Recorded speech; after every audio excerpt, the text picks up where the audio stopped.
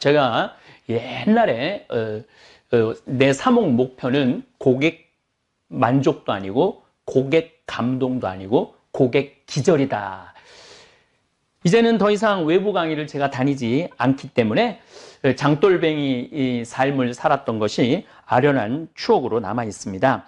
장돌뱅이 삶을 살다 보니 별별 일을 다 겪었습니다. 한 번은 아주 잘 사는 본당에 강의 요청이 있어서 저는 어김없이 된장, 간장, 고추장, 생태맘, 청국장, 가루, 찌개용 청국장을 바리바리 싸들고 물론 강의도 갔지만은 우리가 생산하는 장류를 들고 갔습니다.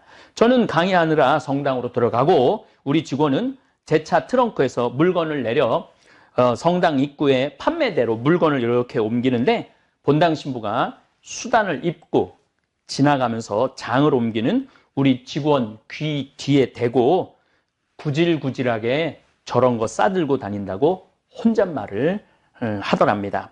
우리 직원이 그 말을 듣고 너무 자존심, 구질구질하게 저런 거 싸들고 다닌다고 너무 자존심이 상해서 저희는 그 성당에 도착하면은 먼저 본당 신부님한테 인사한다고 우리 장 종류를 전부 다 선물을 드려요. 수녀님, 수녀원에도 선물을 드리고 사무실 직원들한테도 선물을 드려요. 근데 우리 직원이 옮기다가 너무 화가 나갖고 사정을 해갖고 다시 찾아오고 싶을 정도로 자존심이 상했다고 그럽니다. 보통 제가 강의 밤 10시에 끝나고 교우들과 사진 찍고 책 사인해주고 우리 직원은 팔다 남은 물건을 다시 바리바리 싸서 차 트렁크에 넣고 생태마을에 들어오는 시간은 새벽 1시쯤 됩니다. 그런데 들어오면서 직원이 그러더라고요. 오늘 신부님, 거기 본당 신부님한테 구질구질하게 저런 거 싸들고 다닌다는 얘기 들었다고 너무너무 화가 난다고. 근데 저는 자존심 하나도 안 상했어요. 화도 안 났어요. 왜냐하면 나는 장돌뱅이니까 별소리를 다 들을 수 있죠. 그런 게 자존심 상한다면은 고고하게 살아갈 수 있죠. 고고하고 배고프고 그리고 또 한편으로는 맨날 다른 사람한테 손 벌리겠죠. 나 좀 환경운동하는데 도와달라고. 근데 저는 제가 지금 물론 저를 후원해주는 분 오늘도 누가 신학교 지라고 1,000만 원 보냈더라고요. 그렇게 돈을 보내도 저희들은 거기다가 손을 절대 안 댑니다. 우리 직원들 지금 40명 월급 주는데 그것 손 안 돼요. 우리가 된장, 간장, 고추장, 청국장 판매한 걸로 우리 직원들은 당당하게 월급 받아가죠. 구질구질하게 우리가 사는 게 아니고 당당하게 살아가고 있죠. 내 손으로 일을 하기 때문입니다. 노동은 신성한 것입니다.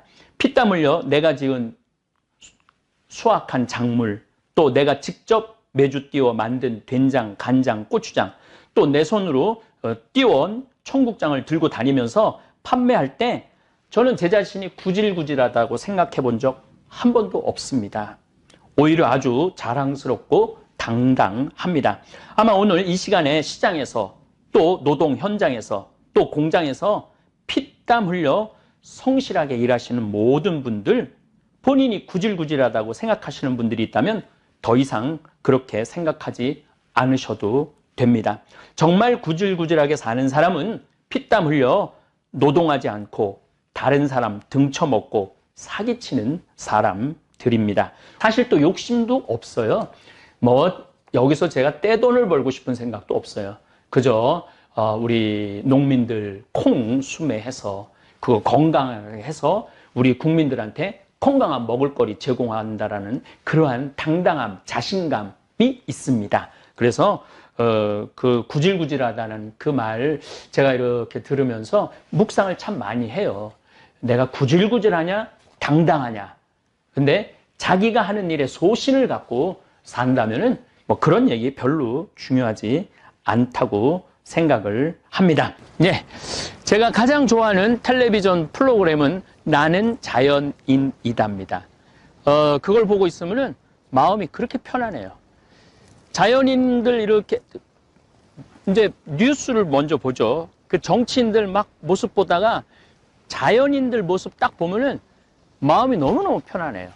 그래서 저 역시 자연인으로 살고 있죠. 황창현 신부님의 행복 특강 지금 바로 시작하겠습니다. 영상이 마음에 드신다면 구독, 좋아요, 알림 설정 부탁드립니다. 마지막에 황창현 신부님이 직접 쓰신 글도 함께 들으시면 좋겠습니다. 천민수님 반갑습니다. 어제 제가 한 강의 많은 분들이 조용히 죽인다. 중국 사람들은 바이러스에 걸리면은 조용히 죽인다라고 말을 했고, 일본 사람들은 조용히 죽길 바라는 거예요, 국민들이. 그리고 우리나라는 어떻게 해서든지 조용히 죽고 싶어도 찾아내갖고 병원에 입원시켜서 고쳐주는 정부라고 말씀을 드렸습니다.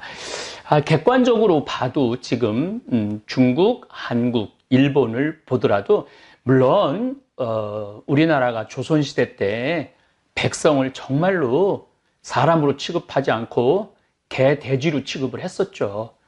그리고 세월이 흐르고 독재 정권, 군사 정권, 그 다음에 민주 정권 이제 많이 자리를 잡아갖고 제가 보기에는 점점 발전하는 것 같습니다. 지금 대개 이제 제국 시대에서 왕정 시대에서 제국 시대로 넘어가죠.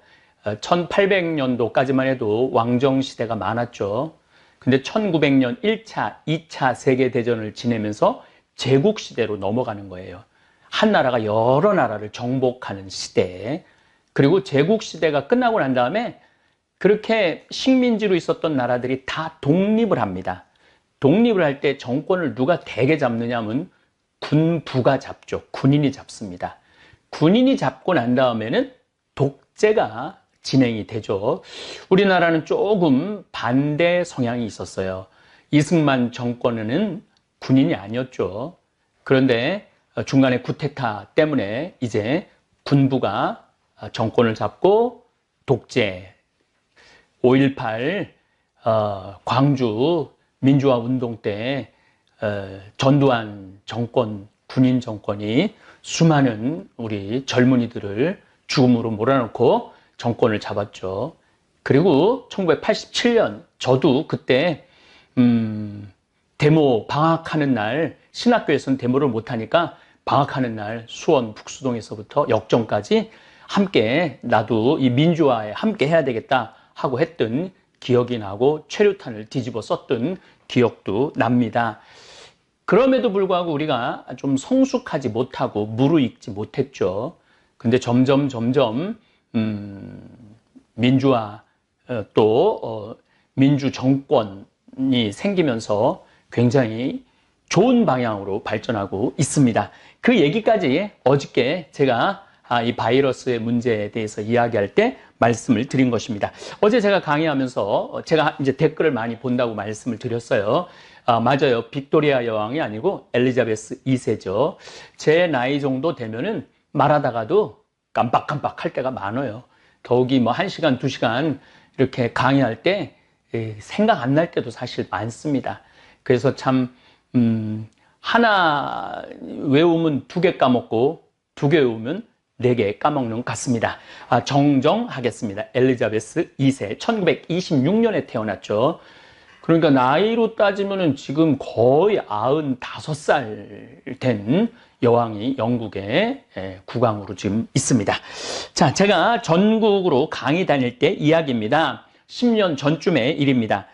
저는 강의 다닐 때마다 생태마을에서 생산한 된장, 간장, 고추장, 생태맘, 청국장, 가루, 찌개용 청국장을 들고 다니면서 팔았습니다. 오늘 잠깐 댓글을 보니까 남편이 당뇨가 들었는데 6개월 동안 이걸 꾸준히 먹으니까 당뇨도 수치가 내려가고 그 다음에 변비도 없어졌다고 너무너무 감사하다라는 글을 제가 읽었습니다. 그럴 때마다 저는 참 행복한 사업가죠. 그리고 행복한 생태마을 을장입니다. 어쨌든 제가 대부분 강의를 2시간 정도 초청 강의할 때 하는데 중간에 10분이나 15분 쉬는 시간에 평창 생태마을에서 생산한 장류 제품을 팔았습니다. 물론 제가 쓴 책들도 들고 나가서 판매하고 사인도 많이 해 주었습니다. 그 덕에 사실은 보통 저자들보다도 책을 훨씬 많이 팔았죠. 뭐 엄청나게 대충 총 한 100만 권 정도 팔은 것 같아요. 이제까지 제가 쓴 책을. 뭐 작가로서는 정말 말도 할 수 없는 큰 기쁨의 그러한 작가죠. 저는 참 사제이기 때문에 유리한 부분이 참 많습니다. 한마디로 장돌배기 같은 장돌배기죠. 같은 삶을 15년 정도 산 것 같습니다. 저는 이 장돌배기라고도 하죠. 단어를 참 좋아합니다. 장돌림. 장마당마다 이렇게 돌아가면서 물건을 파는 장돌배기, 5일 장마다 장을 돌면서 물건을 파는 사람입니다. 지금도 평창은 5일 10일장, 5일 10일장은 5일, 10일, 15일, 20일, 25일, 30일 이렇게 오늘 우리 평창 장 서는 날이에요. 오늘 좀 장 보러 나갔어야 되는데 읍내로 뭐 하루 종일 강의 준비한다고 뭐 책상에서 움직이질 못해갖고 다음 이제 5일을 더 기다려서 우리가 상추 모종도 좀 사야 되고 쑥간 모종도 좀 사야 되는데 어쨌든 대화, 저 위에는 대화는 4일 9일장입니다. 그러니까 4일, 9일, 14일, 19일, 24일, 29일 이렇게 장이 서죠. 봉평장은 2일, 7일장입니다. 2일, 7일, 12일, 17일, 20일, 27일 이렇게 장이 쓰죠. 그러면서 이렇게 장돌뱅이들은 이제 하루하루 날짜가 되니까 대개 다 20km 거리예요. 참 묘해요. 도시가 시골은 거리가 대개 20km입니다. 제천에서 주천 20km, 신림에서 주천 20km, 주천에서 우리 평창 20km, 평창에서 대화 20km, 대화에서 봉평 20km 이런 식으로 돼 있죠. 그래서 장돌뱅이들이 이렇게 하루 이제 물건 팔고 또 밤에 이렇게 이제 가면서 다음날 또 대화로 옮겨가고 봉평으로 옮겨가고 그러죠. 사실 예수님도 장돌백이셨습니다. 7일에 한 번씩 찾아오는 안식일에 회당을 들러서 하늘나라를 판매하신 분이에요. 제가 옛날에 내 사목 목표는 고객 만족도 아니고 고객 감동도 아니고 고객 기절이다. 저는 우리 많은 교우들한테 하늘나라를 파는 영업사원이라고 생각을 해요. 하늘나라가 좋으니까 사시라고. 그래갖고 그 하늘나라의 좋음을 내가 최대한 잘 홍보할 수 있는 그러한 능력을 갖추는 게 예수님 보시기에 좋은 사도라는 말씀을 참 예전에 많이 드렸습니다. 저 역시 장돌배기로 전국을 돌아다니면서 하느님 나라를 판매했습니다. 지금은 유튜브를 통해서 하느님 나라를 팔고 있습니다. 하느님 나라 좋다고 이렇게 많이 얘기를 하죠. 이 유튜브가 엄청난 공간입니다. 3월 16일 날 제가 귀국보고라는 제목으로 강의를 올렸는데 5일 만에 시청하신 분들이 16만 명입니다. 5일 만에 방탄소년단이 뉴저지 맷라이프 스타디움에서 8만 명을 상대로 공연을 했는데 제 강의는 이 2배의 시청자들이 시청을 한 것입니다. 그러니까 이렇게 제 이 거실에서 제 조그만 내 비밀의 공간, 내 정원에서 이렇게 찍지만은 이 시청하는 분들은 맨라이프 스타디움에서 그 어마어마한 사람들이 모여서 지금 각자 방에서 전 세계에서 시청을 하고 있는 것이죠. 그렇기 때문에 저는 이 유튜브 공간이 이제는 복음을 전할 수 있는 기가 막힌 소통의 공간이라는 생각을 해서 하루 종일 책상에 앉아서 자료 정리하고 또 묵상하고 어떻게 하면은 이 시대의 흐름을 또 하느님의 뜻을 전할까 참 많은 고민을 하고 공부를 합니다. 이제 시대는 바뀌어서 장돌배기로 이 장 저장을 떠돌아다니지 않아도 생각을 함께 공유할 수 있는 기가 막힌 시대가 왔죠. 스마트폰, 그 스마트폰이 연 또 다른 세상이기도 합니다. 이효석 선생님께서 쓰신 메밀꽃 필 무렵을 읽어보면 장돌배기의 삶을 참 잘 그려놓은 이야기입니다. 그런데 이 메밀꽃 필 무렵과 우리 평창 성필리포 생태마을의 관계는 특별합니다. 소설 속의 허생원은 평창장, 대화장, 봉평장, 이제 마지막으로 장평장으로 떠난다는 얘기가 나옵니다. 평창에서 만난 동이라는 젊은이는 제천에서 태어났다고 그러죠. 우연하게 평창장에서 만나 동행을 시작하게 됩니다. 그런데 이 동이는 제천에서 태어납니다. 다시 말해서 제천에서 평창까지 오는 데는 반드시 지금 성필리포 이 자리를 지나야 합니다. 무슨 얘기냐면은 제천에서 주천, 주천에서 판운으로 넘어와서 이제 강 따라 쭉 오는 거죠. 판운에서 이곳에 딱 도착을 하면은 여기에서는 길이 없어요. 이 나루터를 건너가야 돼요. 그래서 이 건너편에 비석이 있어요. 100년 전 나루터라고 써 있어요. 그래서 이 건너편에는 나루터입니다. 그리고 이 자리는 바로 이 자리예요. 이 자리는 뭐가 있었느냐면 주막이 있었어요. 주막이. 이건 제 생각에는 500년 전에도 이 자리가 주막이 있었고 100년 전에도 이 자리가 주막이 있었을 것입니다. 바로 이 자리에 제가 생태마을을 꾸미고 살고 있죠.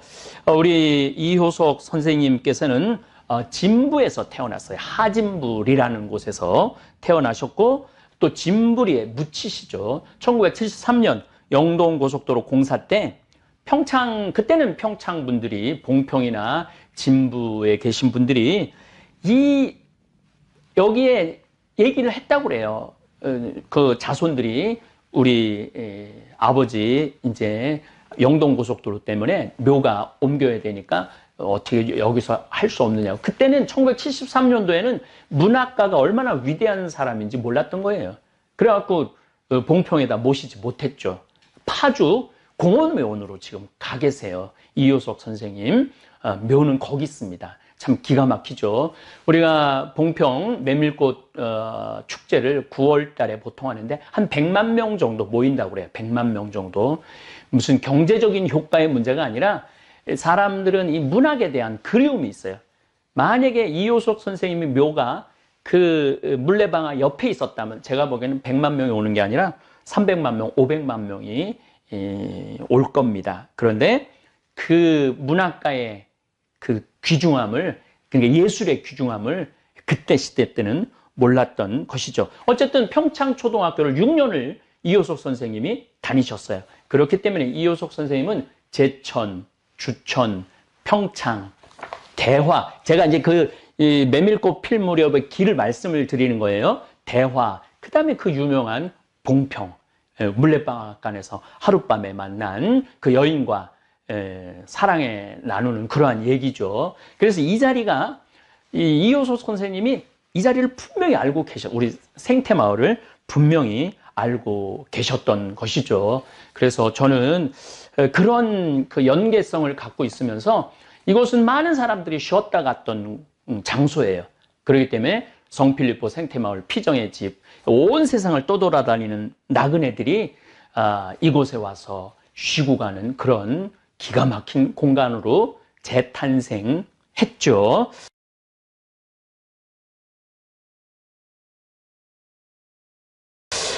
또 이 자리가 또 역사적으로 소설적으로 더 의미 있는 장소입니다. 왜냐하면 김병현, 김삿갓 시인 아들 김익균 선생님이 저 천동리에서 살았어요. 거기서 뭐를 했냐면 서당을 했어요. 서당, 훈장님을 하셨죠. 그런데 항상 여기 섭다리가 여기 있었는데 항상 건너와갖고 바로 이 자리에 주막이 있었기 때문에 이 자리에서 그렇게 술 마시기를 좋아했대요. 그래요. 아마 아버지의 영향을 참 많이 받은 것 같아요. 김익균 선생님은 태어나서 아버지를 딱 3번 만났다고 그래요. 딱 3번 만나고 마지막에 전주에서 만났을 때 제발 이제 집으로 가자고. 집이라고 그러는 건 바로 이 천동리예요. 천동리. 바로 우리 강 건너 천동리로 가자고 그러는데 아버지가 알았다고 그러고 나 좀 뒤 좀 보겠다고 그러고 갔는데 기다렸는데 안 나타나셔갖고 들어가 보니까 삿갓을 벗어놓고 떠난 거예요. 그게 마지막 만남이었어요. 그런데 이게 조금 이제 여러 가지 설이 좀 있는데 우리 평창 쪽에서는 김익균 선생님이 하루는 아버지 죽었다는 소식을 듣고 가갖고 이렇게 그 증언이 있어요. 여기는 지씨 이 동네예요. 그 지씨 동네인데 지씨성을 가진 분들의 집장촌이죠. 하루는 어디를 아버지 모시러 간다고 그래갖고 이렇게 함에다가 이렇게 그러니까 이제 화장을 해갖고 와갖고 여기다 묻었다고 그래요. 지금은 영월 김삿갓 그 묘가 거기 있다고 그러는데 이 지역의 사람들의 증언을 들어보면은 묻어갖고 항상 아버지한테 벌초도 하고 아버지를 잘 모셨다고 이 지역 사람들은 그런 증언들을 하고 있어요. 어쨌든 그 김익균 선생님은 요 자리가 이 주막 자리였기 때문에 항상 여기 섭다리를 건너와갖고 여기서 술 마시는 걸 참 좋아했다고 그래요. 근데 한 겨울에 술을 너무 마셔갖고 섭다리를 건너다가 떨어져요. 그래갖고 다리에 떨어져서 죽어요. 그 같이 가던 친구가 이 상투를 풀어갖고 섭다리 거기 그 기둥에 묶어놓고 사람을 부르러 갔다 와 보니까 죽었다고 그럽니다. 그래서 김익균 선생님의 묘는 여기 있습니다, 지금.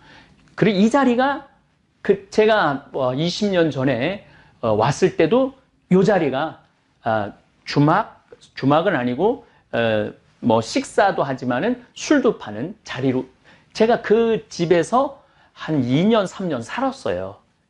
그리고 이제 이렇게 지은 거죠. 그래서 이 자리가 참 문학적으로 또 어떻게 보면은 우리나라의 그 멋있는 두 분 선생님의 추억이 깃들어 있는 장소이기도 합니다. 그래서 저는 우리 성필리포 생태마을 이 자체가 참 의미 있는 그리고 그래서 많은 에너지가 나오는 것 같아요. 많은 일을 할 수 있고 정말 아프리카 잠비아의 1000만 평 우리 김종용 신부님이 이제 아마 오늘 내일 뭐 케냐에서 만약에 못 들어가면은 케냐에 우리 선교 센터가 있기 때문에 거기 좀 머무르다가 아마 잠비아로 들어가서 계속 일을 할 거라고 생각합니다. 이제는 더 이상 외부 강의를 제가 다니지 않기 때문에 장돌뱅이 이 삶을 살았던 것이 아련한 추억으로 남아 있습니다. 장돌뱅이 삶을 살다 보니 별별 일을 다 겪었습니다. 한 번은 아주 잘 사는 본당에 강의 요청이 있어서 저는 어김없이 된장, 간장, 고추장, 생태맘, 청국장, 가루, 찌개용 청국장을 바리바리 싸들고 물론 강의도 갔지만은 우리가 생산하는 장류를 들고 갔습니다. 저는 강의하느라 성당으로 들어가고 우리 직원은 제 차 트렁크에서 물건을 내려 성당 입구에 판매대로 물건을 이렇게 옮기는데 본당 신부가 수단을 입고 지나가면서 장을 옮기는 우리 직원 귀 뒤에 대고 구질구질하게 저런 거 싸들고 다닌다고 혼잣말을 하더랍니다. 우리 직원이 그 말을 듣고 너무 자존심, 구질구질하게 저런 거 싸들고 다닌다고 너무 자존심이 상해서 저희는 그 성당에 도착하면은 먼저 본당 신부님한테 인사한다고 우리 장 종류를 전부 다 선물을 드려요. 수녀님, 수녀원에도 선물을 드리고 사무실 직원들한테도 선물을 드려요. 근데 우리 직원이 옮기다가 너무 화가 나갖고 사정을 해갖고 다시 찾아오고 싶을 정도로 자존심이 상했다고 그럽니다. 보통 제가 강의 밤 10시에 끝나고 교우들과 사진 찍고 책 사인해주고 우리 직원은 팔다 남은 물건을 다시 바리바리 싸서 차 트렁크에 넣고 생태마을에 들어오는 시간은 새벽 1시쯤 됩니다. 그런데 들어오면서 직원이 그러더라고요. 오늘 신부님, 거기 본당 신부님한테 구질구질하게 저런 거 싸들고 다닌다는 얘기 들었다고 너무너무 화가 난다고. 근데 저는 자존심 하나도 안 상했어요. 화도 안 났어요. 왜냐하면 나는 장돌뱅이니까 별소리를 다 들을 수 있죠. 그런 게 자존심 상한다면은 고고하게 살아갈 수 있죠. 고고하고 배고프고 그리고 또 한편으로는 맨날 다른 사람한테 손 벌리겠죠. 나 좀 환경운동하는데 도와달라고. 근데 저는 제가 지금 물론 저를 후원해주는 분 오늘도 누가 신학교 지라고 1000만 원 보냈더라고요. 그렇게 돈을 보내도 저희들은 거기다가 손을 절대 안 댑니다. 우리 직원들 지금 40명 월급 주는데 그 손 안 대요. 우리가 된장, 간장, 고추장, 청국장 판매한 걸로 우리 직원들은 당당하게 월급 받아가죠. 구질구질하게 우리가 사는 게 아니고 당당하게 살아가고 있죠. 내 손으로 일을 하기 때문입니다. 노동은 신성한 것입니다. 피땀 흘려 내가 지은 수확한 작물, 또 내가 직접 매주 띄워 만든 된장, 간장, 고추장, 또 내 손으로 띄워온 청국장을 들고 다니면서 판매할 때 저는 제 자신이 구질구질하다고 생각해 본 적 한 번도 없습니다. 오히려 아주 자랑스럽고 당당합니다. 아마 오늘 이 시간에 시장에서 또 노동 현장에서 또 공장에서 피땀 흘려 성실하게 일하시는 모든 분들, 본인이 구질구질하다고 생각하시는 분들이 있다면 더 이상 그렇게 생각하지 않으셔도 됩니다. 정말 구질구질하게 사는 사람은 피땀 흘려 노동하지 않고 다른 사람 등쳐먹고 사기치는 사람들입니다. 우리 직원들은 손가락에 부을 정도로 열심히 일을 합니다. 그리고 정말로 어깨가 아프고 그럴 정도로 매일매일 하느님 보시기에 참 좋은 모습으로 열심히 일하고 또 거기에 합당하다고 이야기하기는 제가 함부로 그렇게 말씀드릴 자신은 없지만은 제가 CEO 4제이기도 하지만은 생태마을 운영하는 을장 CEO로서 해줄 수 있는 한 최대한 해주려고 저는 노력을 합니다. 그래서 우리 기본급이 아마 정부에서 지정한 기본급이 한 180만 원 정도 되는데 우리는 초봉이 거기에 한 50만 원 더 높아요. 그래서 최대한 잘해주고 싶고 긍지, 자긍심 가지라고 항상 제가 말씀을 우리 직원들한테 이야기를 하죠. 절대 내가 된장, 간장, 고추장 들고 다니는 거 구질구질한 거 아니에요.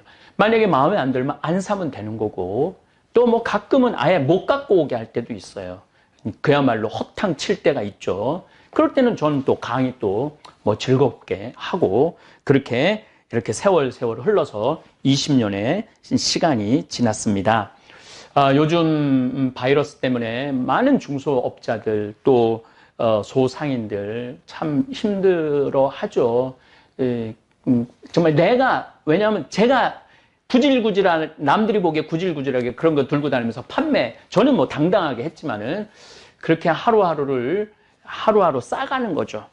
실력도 싸가고, 신뢰도 싸가고, 유통 시스템도 싸가고, 그렇게, 이렇게 시간을 지금까지 와서, 우리 생태마을은 사실은 지금 2달을 전혀 문을 닫고, 피정 손님, 이효석 선생님도 여기를, 길을 아시고, 소설의 한 장소로 이야기를 했고, 김삿갓, 김병현 아들 김익균 선생도 이곳에 와갖고 막걸리 한 잔을 했던 이 자리에서 우리는 정말 행복한 시간을 보내고 있습니다. 사실 또 욕심도 없어요.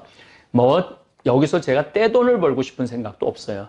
그저 우리 농민들 콩 수매해서 그거 건강하게 해서 우리 국민들한테 건강한 먹을거리 제공한다라는 그러한 당당함, 자신감이 있습니다. 그래서 그 구질구질하다는 그 말 제가 이렇게 들으면서 묵상을 참 많이 해요. 내가 구질구질하냐 당당하냐. 근데 자기가 하는 일에 소신을 갖고 산다면은 뭐 그런 얘기 별로 중요하지 않다고 생각을 합니다. 사도 바울은 말합니다. 데살로니가 전서 4장 11절에 이렇게 말합니다. 우리가 여러분에게 지시하는 대로 조용히 살도록 힘쓰며, 전 진짜 요즘 조용히 살고 있죠. 조용하지만 결코 조용하지도 않고 또 유튜브 때문에 자기 일에 전념하고 자기 손으로 제 일을 하십시오. 자기 손으로 제 일을 하라고 그러죠. 그러면 바깥 사람들에게 품위 있게 처신할 수 있습니다. 내 손으로 돈을 벌면은요, 바깥 사람한테 자신 있게 처신할 수 있어요. 근데 내가 내 손으로 돈을 벌지 못하면은 사람이 비굴해져요. 비굴해지고 제가 여기서 수많은 사람들을 만나 보지만은, 정말 매일 자기 일에 성실한 사람들은 여기 와서 당당해요. 그런데 뭔가 좀 숟가락을 얹으려고 그러는 그런 분들이 있어요. 그런 분들은 좀 정말 좀 약간 좀 자신감이 없어 보이는 그런 면도 있습니다. 근데 사도 바울은 이거 너무 정확하게 알고 있죠. 자기 손으로 제 일을 하십시오. 그러면 바깥 사람들에게 품위 있게 처신할 수 있고 아무에게도 신세를 지는 일이 없을 것입니다. 맞아요. 제가 2000년에 여기 들어왔는데 우리가 먹을 거리를 만들어 놓지 않았다면 우리가 살 거리를 준비해 놓지 않았다면 지금 아마 굉장히 비굴한 상태로 있었을 거예요. 그런데 누가 뭐라 그래도 정말 무소의 뿔처럼 뚜벅뚜벅 이렇게 걸어왔기 때문에 지금도 참 이런 어려운 상황 속에서도 우리 모든 직원, 요즘 우리 직원들 신났어요. 왜 신났느냐 하면은 이 피정 식단은 늘 똑같죠. 그분들은 처음이지만 우리 직원들은 매일 그 피정 식단을 먹으니까 참 밥 먹는 게 참 힘들었는데 요즘은 피정객이 안 오니까 아주 뭐 주방에서 온갖 오늘은 뭐 짜글이 백종원 씨가 한 짜글이를 저녁에 했는데 저도 올라가서 먹었는데 아주 맛있더라고요. 전 뭐 조금 맛을 봤는데 참 맛있더라고요. 우리 직원들이 아주 요즘 식사 시간이 기대가 된다고 어떤 우리 직원은 그거 맨날 찍어서 자기 친구들한테 자랑한다고 그럽니다. 어쨌거나 하여튼 요즘 바이러스가 창궐하는 시대를 살면서 내 손으로 일해서 먹고 살 수 있음에 얼마나 감사한지 모릅니다. 이제 잠깐 제 손으로 일하는 장면을 여러분들 잠깐 감상해 보시기 바랍니다. 돌단풍입니다. 우리 생태마을에 이제 돌단풍이 나오기 시작하네요. 이제 봄이 드디어 시작을 했습니다.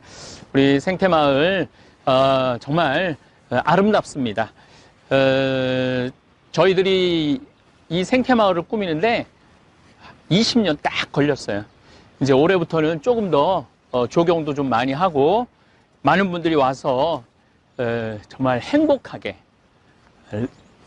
제가 우리말만 쓰려고 노력하는데 그야말로 영어로 하면 릴렉스하게 좀 편안하게 많은 분들이 와서 쉬었으면 좋겠는데 요즘 바이러스 때문에 온 국민이 자가격리를 좀 하고 있죠. 이 아름다워 저 하늘 좀 비춰봐. 이렇게 오늘 그냥 하늘이 예쁘고 그냥 좋은데 이런 맑은 공기 우리 국민들이 많이 마셨으면 좋겠는데 바이러스 때문에 우리 생태마을 지금 문을 닫고 있어요. 지금 2달째 문을 닫고 있는데 하루빨리 이 문을 열 수 있도록 정부도 노력하고 국민도 노력하고 그랬으면 좋겠습니다. 예, 항아리가 많으면은 그 집이 부자인지 부자가 아닌지 잘 알 수 있다고 그러는데 우리 생태마을 이렇게 항아리 이렇게 보시면은 반대쪽도 한번 비춰봐요. 예, 우리들이 이 장을 된장, 간장, 고추장 지금 담궈 놓은 겁니다. 제일 좋은 거는 3년 묵은 된장이 제일 맛있는데 우리 된장 인기가 좋아갖고 이렇게 많이 담그는데도 그리고 생태마을은 이제 제가 그 소금 간수 빼는 거를 좀 보여드릴 텐데 소금을 미리 비금도에서 사놔서 간수를 빼갖고 장을 담급니다. 제가 늘 드리는 말씀이지만 우리 생태마을의 장은 매주 띄워갖고 또 그걸로 비금도 물로 된장, 간장, 고추장은 뭐 좀 다른 성격이 있죠. 고춧가루. 물론 고춧가루도 당연히 우리 생태마을에서 생산한 고춧가루로 고추장을 담급니다. 이게 메주가 온 우주가 들어있다고 그래요. 이게 메주가 왜 이 온 우주가 담을 수 있느냐 하면은 이 콩을 삶을 때 불로 삶잖아요. 벌써 불 들어갔죠? 콩 불릴 때 좋은 물로 콩을 불리잖아요. 그 수 들어갔죠? 나무는 우리들이 나무로 불을 뗄 때 그 나무도 들어가죠. 그 다음에 쇠솥에다가 삶죠. 그 다음에 흙에다가 황토에다가 띄우죠. 그래서 이렇게 메주를 이렇게 만드는 그 과정이 우주를 담는 과정이라고 그래요. 우주를 담는 과정. 그래서 우리는 그냥 단순히 메주를 먹는 게 아니라 우주를 먹는 거죠. 우주. 이게 참 제가 선생님한테 좀 더 자세히 해서 나중에 좀 자료를 여러분들한테 이렇게 띄울 건데, 이 콩이 천지인, 하늘과 땅과 사람이 다 들어있다고 그래요. 이 콩 안에. 그래서 그 콩 백태 안에 보면은 그 천지인의 모습이 다 들어있다고 그래요. 그래서 우리가 된장, 이 된장은 제가 보기에는 우리 대한민국, 한민족의 지혜가 들어있는 음식이 된장인 것 같아요. 생태마을 된장은 그래서 짭니다. 왜 짜냐 하면은 다른 방부제를 넣을 수 없기 때문에 방부의 역할은 소금으로밖에 못해요. 저는 너희는 세상의 빛과 소금이다라는 말씀을 예수님이 2000년 전에 하셨죠. 소금. 2000년 전에 예수님께서 소금이 얼마나 중요한지 아셨던 거예요. 그래서 너희는 세상의 빛과 소금이다. 소금은 그래서 우리 인간 그 삶 안에 빠질 수가 없는 거예요. 그러니까 오죽하면 금이라고 그러겠어요. 황금, 소금. 그리고 더 중요한 건 제가 말하죠. 금 중에 진짜 중요한 금은 지금이에요. 지금. 지금 행복하지 않으면은 내일도 행복할 수 없어요. 지금 우리가 지금 바이러스 때문에 고통을 겪고 있는데, 이런 일이 벌어질지 2020년 경자년 시작하면서 어떻게 알았어요? 아무도 몰랐죠. 이런 일이 벌어질지. 희망찬 2020년 그러고 시작했는데 이 전 세계가 지금 완전히 그냥 올 수도 된 거 아니에요. 전 세계가. 그리고 서로 담을 쌓고 벽을 치고 스스로의 감옥에 갇혀서 살잖아요. 그래서 내일 일은 모르는 것 같아요. 내일 일은. 그래서 제가 가끔 내일 일은 난 몰라요. 그 노래를 가끔 부르는 이유 중에 하나가 내일 일은 몰라요. 그래서 지금, 그리고 지금 소금. 이 소금이 굉장히 중요한 역할을 합니다. 이제 오늘 3월 20일인데 아주 봄볕이, 어제는 막 태풍 같은 바람이 불더니 지금 봄볕이 들어서 우리 생태마을에 지금부터 이제 장 익는 냄새가 나기 시작해요. 그럼 참 구수해요. 장 익는 냄새가 너무너무 좋은 것 같아요.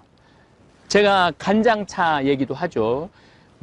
제가 보기에는 지금 바이러스 때문에 많은 사람들이 힘들어하는데 면역력 키우는 게 참 중요한 것 같아요. 면역력.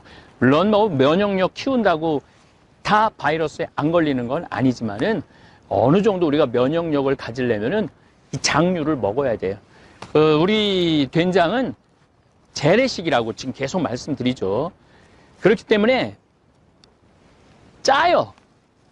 짜기 때문에 도시에서 그 누런 된장, 그런 된장하고 맛은 달라요.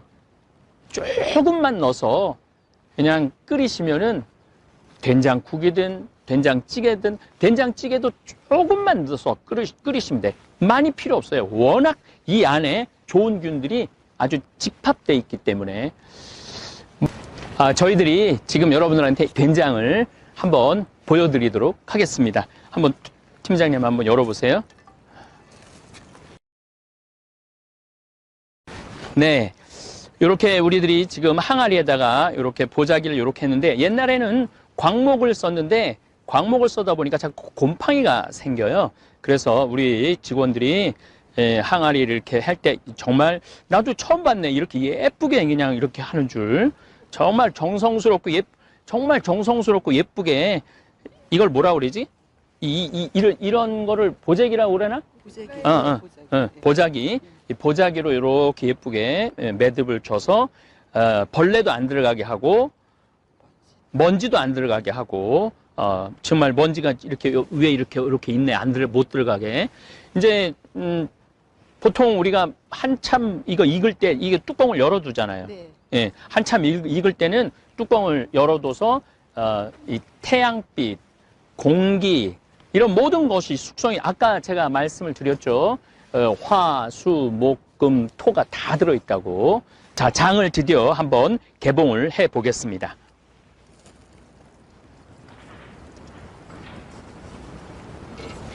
저기 먼지가 확실히 뭐 이렇게 많이 있네. 예. 자. 진짜 냄새 좋으네.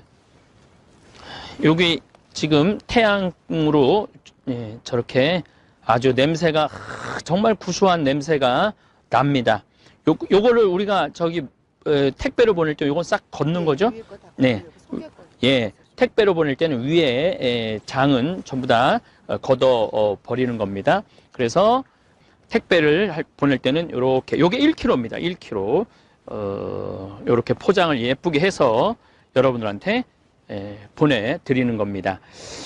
요 정도면은 보통 일반 가정에서 얼마나 먹을까요? 저는 일주일에 된장찌개를 2번 내지 3번을 먹어요. 저 밥 해주는 분한테 그냥 해달라고 그래요. 난 오늘 된장국 먹고 싶다. 된장찌개 먹고 싶다. 왜냐하면 이 된장국이 참 구수한 게 참 맛있는 것 같아요. 그래서 여러분들, 제가 오늘 이렇게 이제 특별히 오늘 3월 20일 날 우리 이제 이 생태마을 돌아가는 거 뭐 지금 자가격리들 하시니까 답답하잖아요.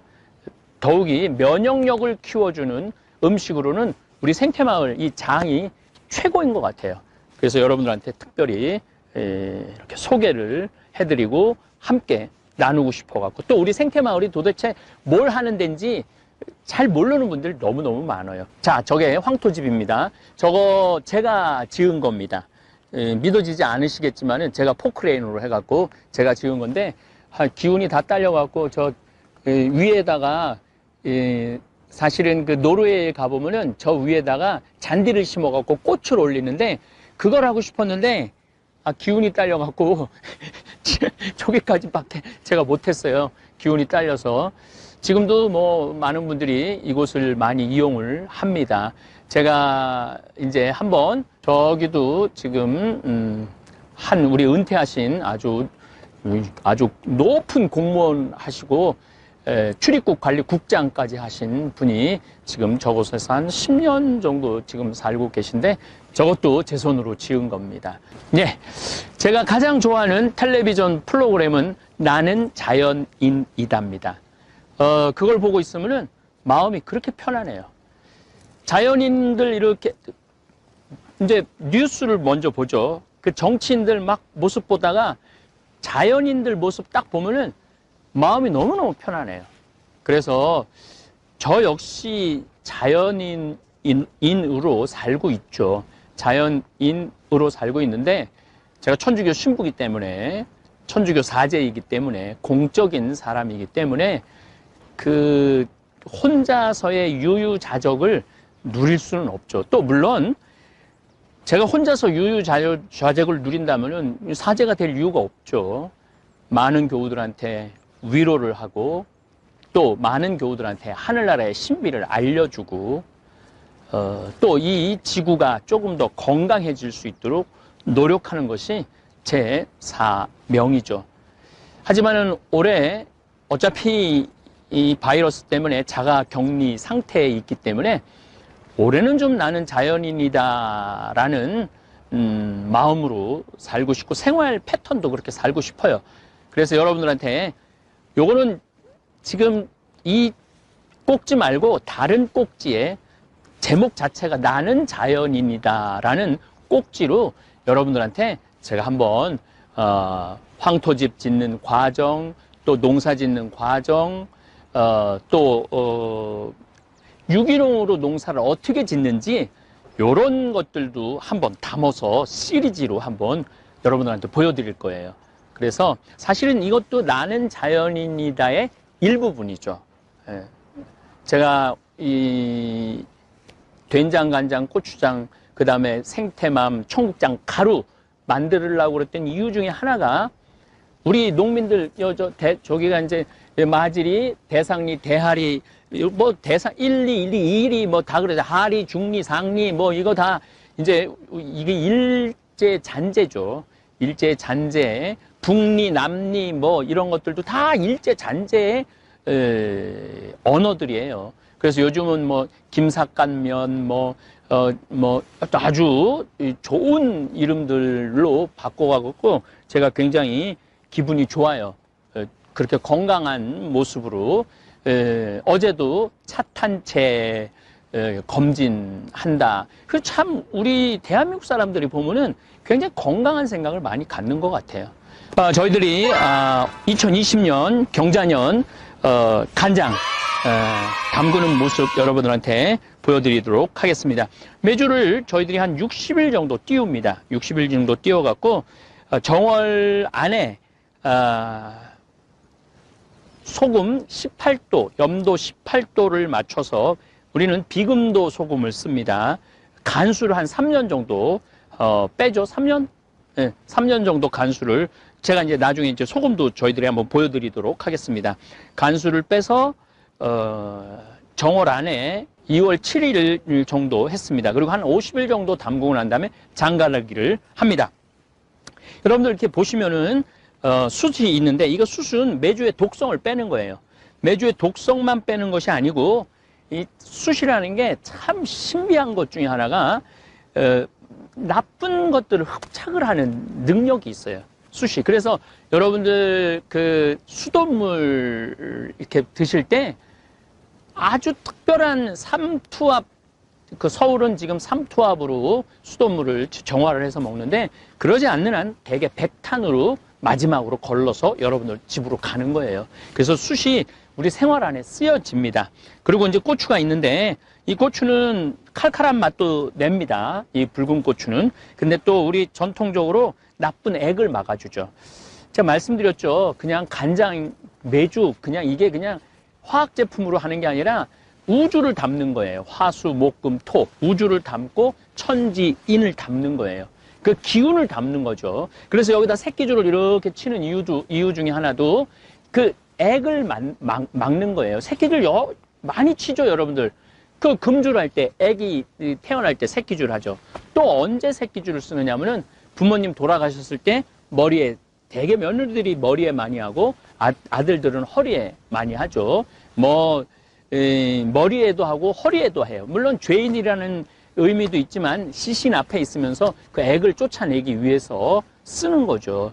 그래서 이렇게 단순히 과학적으로만 할 수 있는 게 아니에요. 장이라는 것 자체가. 그 다음에 대추는 자손도 좀 많게 하고, 당연하죠. 건강한 간장으로 음식을 해 먹으면은 자손이 많이 생기죠. 요즘 불임이 자꾸 생기는 이유 중에 하나도 된장간장 고추장을 안 먹고 인스턴트 음식만 먹기 때문에 젊은 여자 아이들이 자궁에 문제가 생기는 거예요. 그래서 예전에 제가 한참 말씀드렸지만은 자궁에 임신을 할 수 있는 지수가 있어요. 근데 많은 경우 여자아이들은 임신할 수 있는 지수가 다 안 되는 경우가 많아요. 그래서 요즘 그렇게 결혼을 해도 애가 없는 이유 중에 하나가 이 장을 안 먹어서 그래요. 된장, 간장, 고추장으로 만든 된장찌개라든지 된장국이라든지 이런 것들. 그래서 제가 이런 생태마을을 운영하면서 이런 것에 대해서 사실 굉장히 확신이 있어요. 확신이. 내가 한번 정말 잘 사는 본당에 강문 때 계속 오늘 말씀드리지만 구질구질하다고 그렇게 표현했는데 이게 어떻게 구질구질해요? 이게 온 우주의 신비를 담은 거고 우리 이 국민의 건강을 또 우리 유튜브 구독자들 우리 되살림 회원들 건강을 책임지는 건데 그래서 저는 뚜벅뚜벅 이제까지 걸어왔어요. 20년 동안 뚜벅뚜벅 걸어왔고 또 앞으로도 뚜벅뚜벅 걸어갈 거고 누가 뭐라 그래도 저는 제가 하는 일에 확신이 있고 자부심이 있어요. 제가 하는 일에. 그리고 이런 기가 막힌 여러분들 원래 장은 이게 굉장히 신성한 거기 때문에 막 아무데나 이렇게 펼쳐져서는 안 돼요. 그래서 우리가 돌담으로 전부 다 쌓고 기와로 전부 다 둘러놓은 거예요. 기와로 둘러놓고 그 안에 장을 보관을 하는 거죠. 그래서 가장 결례가 뭐냐 하면은 남의 집 장독 열어보는 거. 그게 가장 큰 결례예요. 그 더욱이 남의 집 장독 열어보는 것도 결례지만 손가락으로 찍어 먹는 거, 이거는 뭐 말할 수 없는 결례죠. 왜냐하면은 그 장을 담그는 거는 그 장을 담그는 사람의 소양도 있는 거예요. 어떤 마음으로 이 장을 담그느냐, 또 이 장하고 그 집 며느리하고 이게 잘 맞아야지 장맛이 나는 거지, 이 맞지 않으면 또 장맛이 확 안 나는 경우도 참 많습니다. 한번 뭐 나는 뭐 이 장을 너무너무 좋아하는 사람이니까 한번 지금 이제 장가를 내면은 이제 보름 후에 이제 할 건데 제가 미리 조금 맛을 보도록 하겠습니다.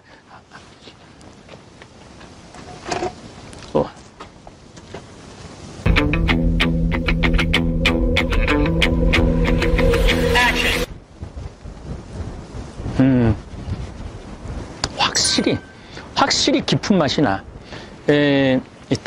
닫아주세요. 그리고 이제 지금 참 옛날에는 이 뚜껑으로만 어떻게 했는데 요즘은 이게 바람이 통할 수 있도록 해놓고 먼지가 안 들어가고 태양빛을 그대로 받을 수 있도록 이렇게 참 잘 해놨어요. 요즘은 점점 우리 이 기술이 좋아지는 것 같아요. 요즘 바이러스 때문에 많은 분들이 힘들어하고 이러는데 사실은 제가 하는 강의를 처음부터 끝까지 듣는 분들도 있지만 띄엄띄엄 듣는 분들도 계신데 간장차라는 게 그렇게 우리 면역력 향상에 좋다고 그러잖아요. 요 정도 되는 거에 반 정도, 숟가락의 반 정도 여기다가 넣어서 그냥 차 마시듯이 마시면은 관절 아픈 분들도 좋고 뭐 여러 가지 몸 안 좋은 분들도 좋다고 그래요. 돈 들어가는 거 아니에요. 우리 조상님의 지혜가 들어가 있는 거를 먹는 거죠. 네. 잘 보셨습니까? 사도 바오로는 천막 짜는 일로 밤낮을 지새웠다고 고백하고 있습니다. 그리고 설교는 안식일에만 회당을 찾아다니면서 복음 선포를 하셨습니다. 제가 예수님은 장돌뱅이라고 또 바오로 사도도 역시 장돌뱅이라고 말씀한 게 대개 안식일만 거의 모임을 가졌어요. 물론 중간에 한 목요일에 한 번 또 모임을 갖기도, 이 회당 시나고게 예전에 유대인들은 그런데 주로 안식일에 이렇게 이 시나고게, 갈릴리아는 7개 시나고게가 있었다고 그래요. 회당이. 그래서 한 주간에 한 군데씩 떠돌아다니면서 마치 우리 5일장 다니듯이 예수님께서 이렇게 하늘나라를 선포하셨죠. 저는 생태마을에서 하는 일이 얼마나 자랑스럽고 당당한지 모르겠습니다. 오늘을 고단하게 살아가는 모든 분들에게 저는 위로하고 싶습니다. 절대 구질구질한 삶이 아니라고. 이야기는 또 내일 제가 이어서 노동의 신성함에 대한 말씀을 드리도록 하겠습니다. 귀양 오늘 우리 김삿갓 얘기를 나왔으니까 우리 방랑시인 김삿갓 시를 예전에 아주 재미나게 읽었던 시입니다. 그래서 그 시를 하나 읽어 드리도록 하겠습니다. 제목은 시시비비입니다. 이해 저해 해가 가고 끝없이 가네.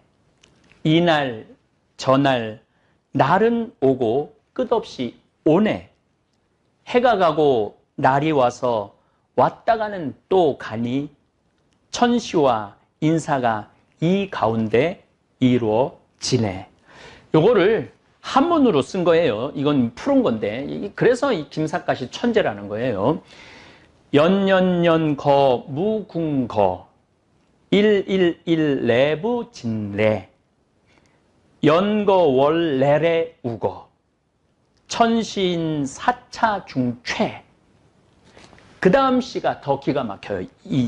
여러분들 한번 들어보시면은 우리 김삿갓이 우리 어렸을 때 아마 우리 이 팀장님은 아마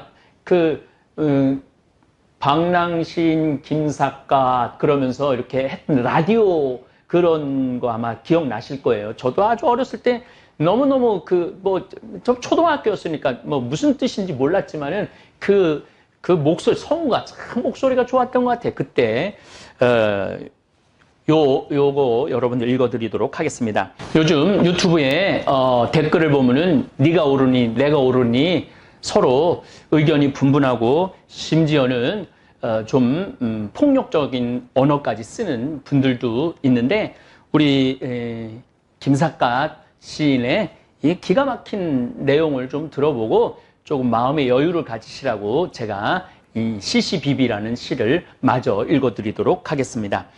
옳은 것 옳다 하고 그른 것 그르다 함이 꼭 옳진 않고 그른 것 옳다 하고 옳은 것 그르다 해도 옳지 않은 건 아닐세. 그른 것 옳다 하고 옳은 것 그르다 함. 이것이 그른 것은 아니고 옳은 것 옳다 하고 그른 것 그르다 함. 이것이 시비일세. 이거를 한문시로 바꾸면은 이렇습니다.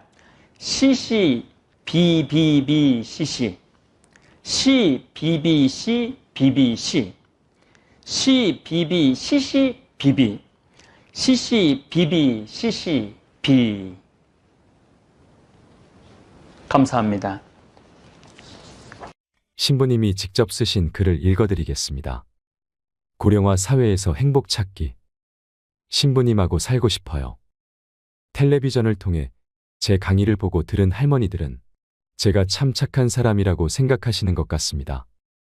아들은 나를 구박해도 언제나 환하게 웃으면서 강의하는 황 신부님만은 나를 받아줄 거야. 아마도 그런 생각들을 하시나 봅니다. 할머니들의 하소연 전화도 많이 오고 구구절절 억울한 사연을 편지로 써보내는 할아버지도 있습니다. 내용을 들어보면 기구하지 않은 사연이 없고 너무 기가 막혀 말문이 막히는 내용도 많습니다.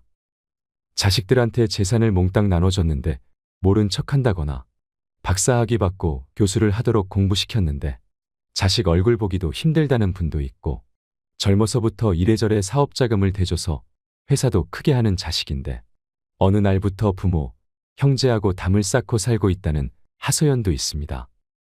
그분들 모두가 아직 멀쩡하고 건강하니 산 높고 물 맑은 평창 생태마을에 와서 설거지도 하고 빨래도 하고 청소도 하면서 제 옆에서 살면 여한이 없이 행복하겠다고 고집을 부리십니다.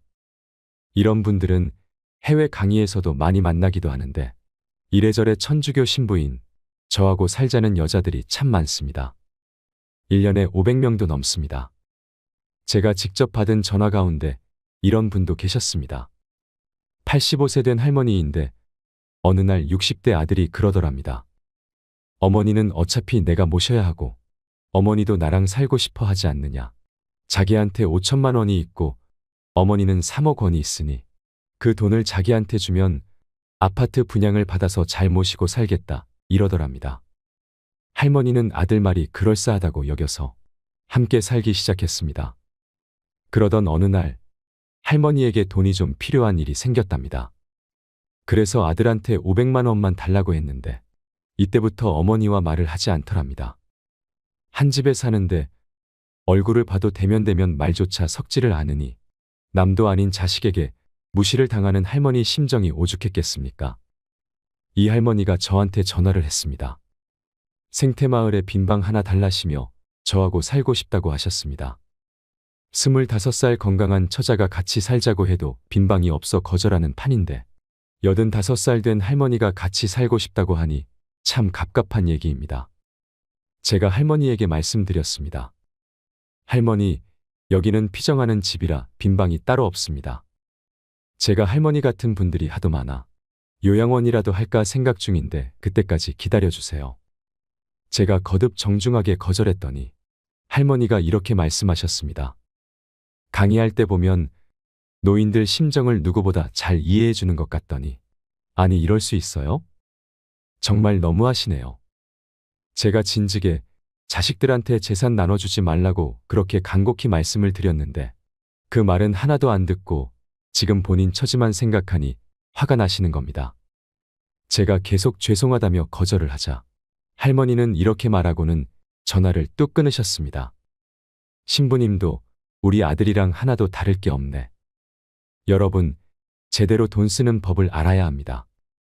특히 노후의 자식에게 재산을 몽땅 주는 일은 없어야 합니다. 2015년 울산에서 일어난 일입니다.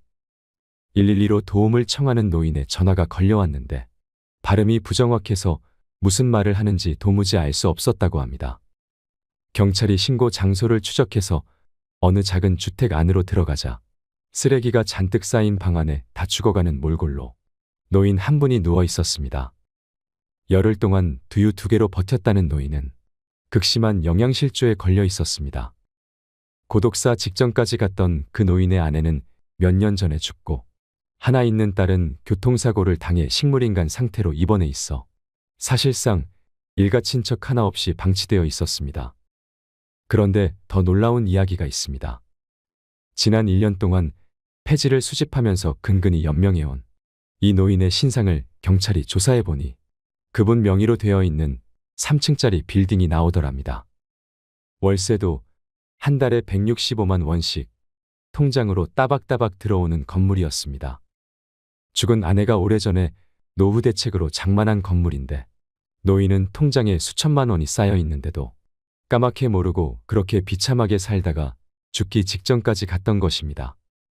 돈을 버는 법은 배웠지만 쓰는 법은 모르는 사람들이 많습니다. 개처럼 벌어서 정승같이 쓰라는 말이 있습니다. 하지만 요즘은 개처럼 벌어서 쌓아두기만 하고 제대로 쓰지 못하고 죽는 사람이 많습니다. 요즘 인터넷에 스주케라는 동호회가 있다고 합니다. 쓰다가 죽자라는 말입니다. 그러나 말이 그렇지 평생 악착같이 번 돈을 쓰다가 죽는 사람은 얼마 되지 않습니다.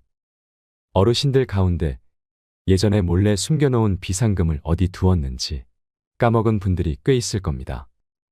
그분들 집에서 장롱을 뒤지거나 침대 밑을 뒤지면 아마 꽤 많은 돈이 나올지도 모릅니다.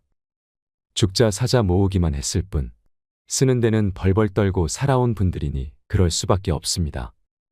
자식들 학비를 위해서는 몇백만 원씩 아낌없이 내주고 용돈으로 쓰라며 한 번에 몇십만 원씩 주었으면서도 정작 자기 자신을 위해서는 옷 한 벌도 아끼고 해서 여행 한 번 가는 것도 마다하신 분들입니다.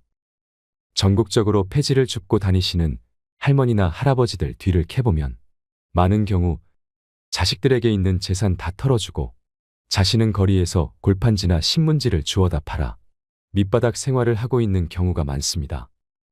죽어라 모은 돈 한 번 멋지게 써본 적 없는 노인들이 자식에게 유언이라며 남기는 말이 무엇인지 아십니까? 너는 나처럼 살지 마라입니다. 그렇다면 어떻게 살아야 할까요? 어떻게 살아야 부모처럼 살지 않는 것일까요? 자식한테 재산 물려줄 생각하지 마세요. 여러분들이 만약에 70살에 다 살았다고 생각하고 자식들한테 재산을 물려주는 순간 여러분들은 자식도 잃어버리고 재산도 잃어버리고 인생도 잃어버리는 것입니다. 여러분들 70살에 자식들한테 재산 주면 자식이 계속 찾아오고 용돈 주고 하지 않습니다. 찾아올까요? 안 찾아올까요? 용돈도 안 주고 바쁘다는 핑계로 찾아오지도 않는 경우가 참 많습니다. 곧 이른 데는 60대의 99%가 후회하는 것들에 대해 말씀드리겠습니다. 곧 이른 데는 60대의 99%가 후회하는 것들. 첫 번째, 많을수록 좋다. 돈을 많이 모아두지 못하고 은퇴를 하게 되면 직장 다니며 꼬박꼬박 들어왔던 고정 수입은 반토막을 낸 것보다 더 적게 들어오게 됩니다. 하지만 역설적으로 나이 들면 덩어리 돈이 쑥쑥 빠져나갈 일들만 남아 있습니다. 자녀 결혼 비용이 그렇고 슬슬 고장 나기 시작한 몸의 치료비가 그렇습니다. 나이 들어 돈이 없으면 초라해지고 서글퍼지고 대우도 못 받는 세상입니다. 욜로도 좋고 소확행도 좋지만 젊어서는 아끼고 살면서 은퇴 이후를 준비하는 것이 바람직하지요. 요즘은 많은 사람들이 돈이 열심히 일하게 만드는 시스템. 내가 잠을 자는 동안 돈을 벌어들일 수 있는 수동적 수입에 대해 관심을 많이 갖고 이것들을 이루려고 노력을 많이 합니다. 이미 은퇴하셨더라도 이런 소득 방법에 대해 꼭 공부하시길 바랍니다. 곧 이른 데는 60대의 99%가 후회하는 것들. 두 번째, 배우자에게 잘해라. 이 조언은 특히 남성분들 귀담아 들으셔야 한다고 생각합니다.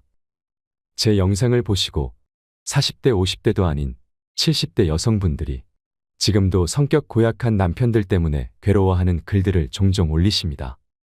그런 글들을 대할 때마다 안타깝고 불편한 마음이 아주 오래도록 듭니다. 이 세상에서 제일 소중한 사람은 배우자입니다. 인생 후반전에선 더욱더 그렇죠. 왜냐하면 자신보다 자신을 더 믿어주는 사람이 이 세상에서는 배우자밖에 없기 때문입니다. 그걸 깨닫지 못하고 여전히 권위주의적이고 퉁명스럽고 무뚝뚝하고 배우자 무시하는 덜 떨어진 인생은 가볍기 그지없습니다. 남들도 다 그렇게 사는 거 아니냐고요. 천만의 말씀, 만만의 말씀입니다. 배우자의 소중함을 깨닫고 감사하며 나이 들어서도 여전히 친구처럼 연인처럼 알콩달콩 사는 사람들이 많이 있습니다. 배우자에게 잘하면 자신은 더 대우받고 떠받들어지며 살게 됩니다. 그래서 배우자를 소중하게 여기며 사는 것은 결국 자신을 위하는 길이기도 하죠. 더 늦기 전에 배우자의 웃음소리로 가득한 가정을 만들어 보시기 바랍니다. 곧 이른 데는 60대의 99%가 후회하는 것들. 세 번째, 노년을 함께할 친구를 만나라. 친구 없는 인생은 상상할 수도 없습니다. 배우자 다음으로 인생의 소중한 자산은 친구라 할 수 있겠습니다. 나이를 떠나 취미를 함께 나눌 수 있는 친구를 만들어야 합니다. 마음을 털어놓을 수 있는 친구가 있다면 외롭지 않을 뿐더러 살면서 겪게 되는 스트레스도 이겨낼 수 있습니다. 제 생각으로는 가장 좋은 것이 배우자를 제일 친한 친구로 만드는 거라고 생각합니다.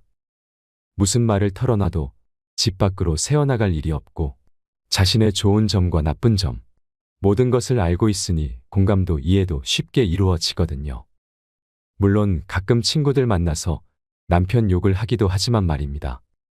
뭐 그 정도 재미는 눈 감아 줄 수 있습니다. 곧 이른 데는 60대의 99%가 후회하는 것들. 네 번째, 자녀들과의 신뢰감을 유지해라. 자녀들과의 동등한 신뢰감을 유지하는 가장 좋은 방법은 대화를 많이 하는 겁니다. 시시콜콜 생활에 참견하고 볼 때마다 잔소리하는 것은 그나마 남아있던 부모와 자식 간의 정마저 떼어내는 지름길입니다.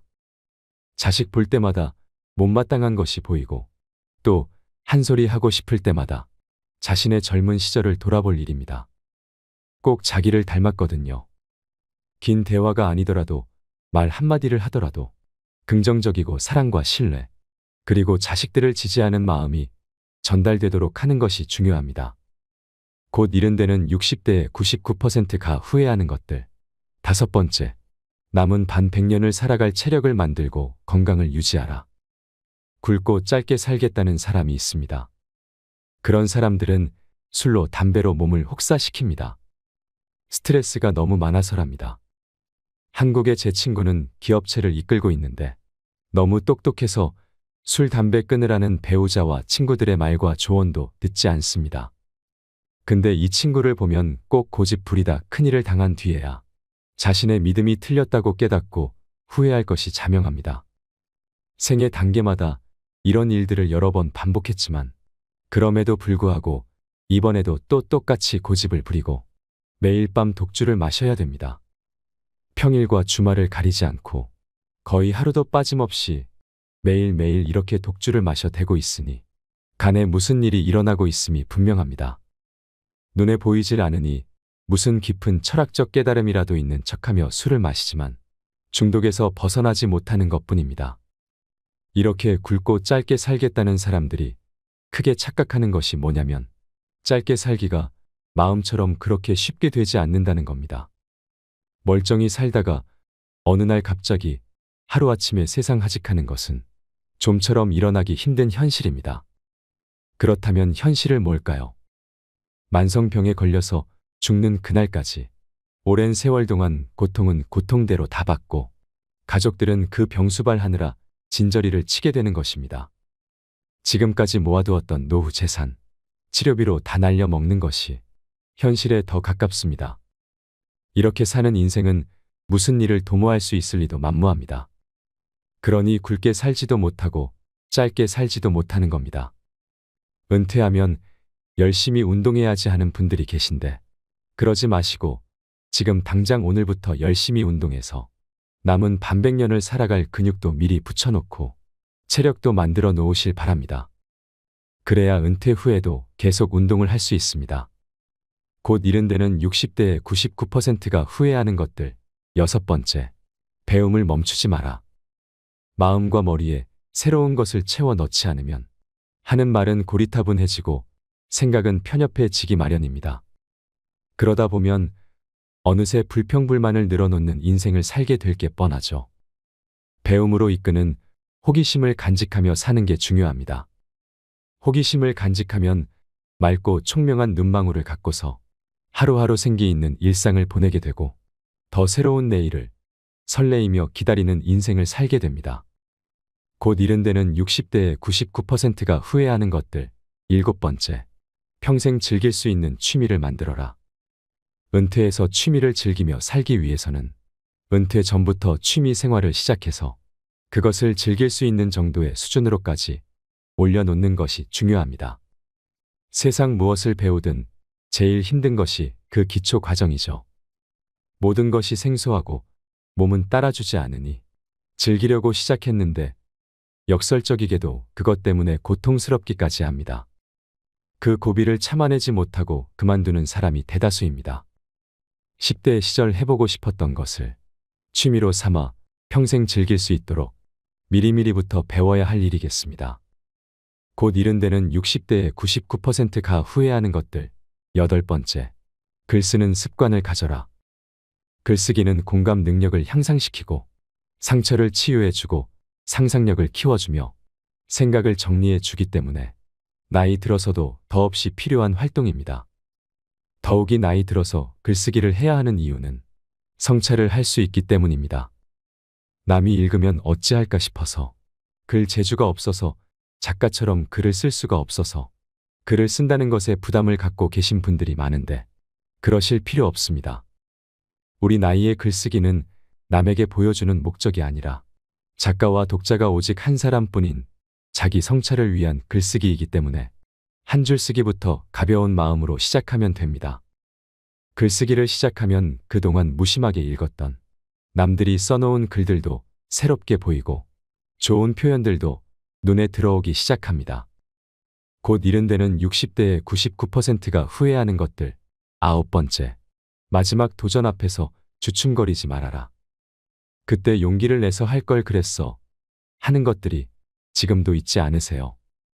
더 이상 그런 후회를 마음에 담아두고 살면 안 됩니다. 돌연 앞에서 너무 많은 생각으로 마음처럼 잘 해낼 수 있을까 하는 염려로 주춤거릴 시간이 없습니다. 이제 시간도 있고 마음에 품었던 것을 배울 수 있는 돈도 있습니다. 이번에는 반드시 해보겠다는 의지만 있으면 되는 겁니다. 경험을 사는 것에는 돈을 아끼지 말라고 인생 선배들이 말을 합니다. 그러니까 도전하고 여행 다니는 것에 인색할 필요 하나도 없습니다. 곧 이른이 되는 60대의 99%가 절대 다수가 후회하는 것들도 사실 우리가 알고 있었던 내용과 크게 별반 다르지 않습니다. 그러니 남의 얘기라고, 남들이 후회한 얘기라고 흠칫하고 가볍게 여기지 마시고 나도 그런 후회를 할 수 있다는 것을 생각하시면서 뒤늦게 그런 일이 없도록 하나하나 실천해 가면서 사셨으면 좋겠습니다. 황창현 신부님의 영상이 어떠셨나요? 오늘도 황창현 신부님 덕분에 참 행복한 하루입니다. 오늘 영상을 보신 모든 분들이 노후를 지혜롭게 행복한 하루하루를 사시길 바라면서 오늘 영상 마치도록 하겠습니다. 이상으로 책틀맨이었습니다. 지혜를 쌓는 당신의 오늘이 아름답습니다. 더 좋은 영상으로 찾아뵙겠습니다.